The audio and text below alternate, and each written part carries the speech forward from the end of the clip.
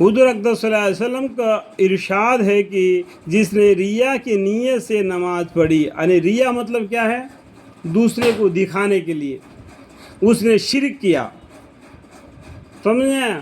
جس نے ریا کے ارادے سے روزہ رکھا، جیسا دوسرے آدمی کو دکھانے کے لیے میں روزے دار ہوں، تو اس نے شرک کیا، اس نے شرک کیا۔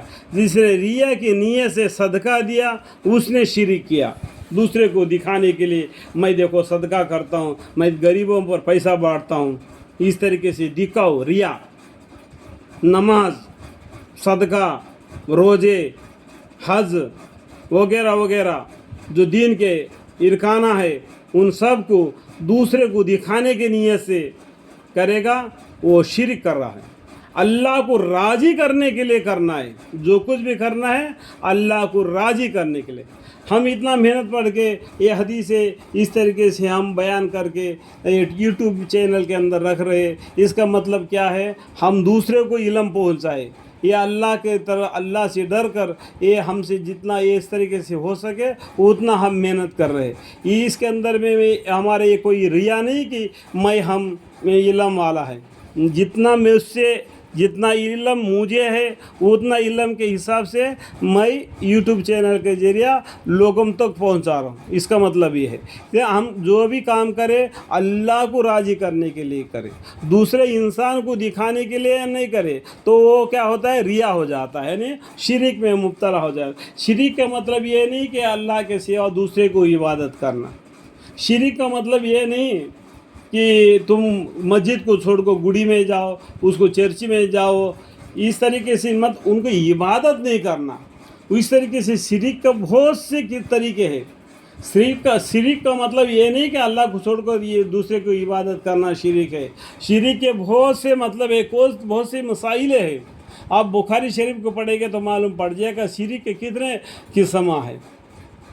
جس طریقے سے یہاں پر تھوڑی سی بات ہے، دیکھو یہاں پر بولتا ہے حضور اقدس صلی اللہ علیہ وسلم کا ارشاد ہے کہ جسے ریا کی نیت سے دوسرے کو دکھانے کی نیت سے نماز پڑھا، اس نے شرک کیا، اور دوسرے کو شرک کیا۔ جس نے ریا کی ارادے سے روزہ رکھا دوسرے کو دکھانے کے لیے ریا کی، اس نے شرک کیا۔ جسے ریا کی نیت سے صدقہ دیا، اس نے شرک کیا۔ دوسرے کو دکھانے کے لیے جو کام کرتا ہے وہ شرک ہے۔ شرک کا مطلب سمجھ گیا؟ اللہ کو چھوڑ کر دوسرے کی عبادت کرنا، یہی شرک نہیں بلکہ شرک کے اندر بہت سے باتیں آ جاتے ہیں۔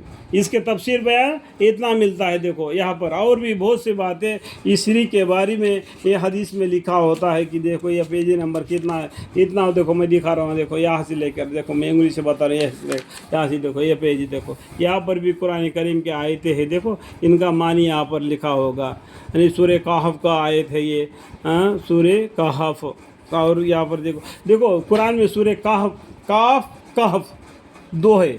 کاف اس کے اندر قیامت کا بیان ہے، کہف اس میں وہ بڑا سورہ ہے، ٹھیک ہے۔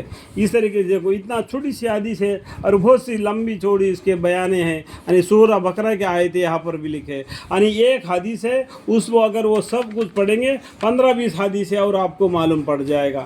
دیکھو یہاں تک ہے، یہاں تک ختم ہو گیا یہ اس کے بارے میں جو فضائل صدقات کے بارے میں، ٹھیک ہے، حصہ اول اتنا بڑا حدیث ہے، اور ایک حدیث ہم پڑھیں گے اور بہت سی حدیثیں ہم کو اور بھی مل جائے گی۔